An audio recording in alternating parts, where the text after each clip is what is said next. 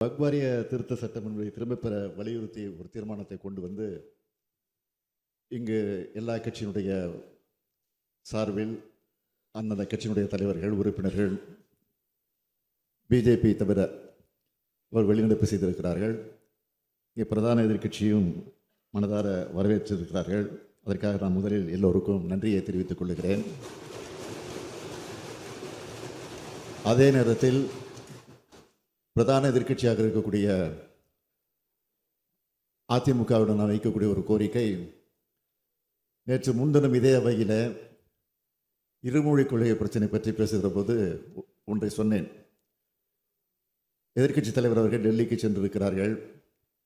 எனக்கு செய்தி கிடைத்திருக்கிறது, யாரை சந்திக்கப் போகிறார் என்ன அந்த செய்தியும் கிடைத்திருக்குன்னு சொன்னேன்.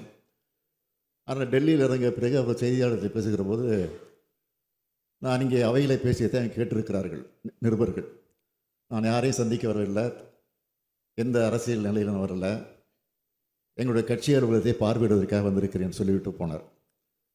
அதற்கு பிறகு மாலையில் பார்த்தால் ஒரு காரில் ஏறி புறப்பட்டிருக்கிறார், இன்னொரு காரில் மாறி ஏறி, இன்னொரு காரில் மாறி ஏறி உள்துறை அமைச்சரை போய் சந்தித்திருக்கிறார்.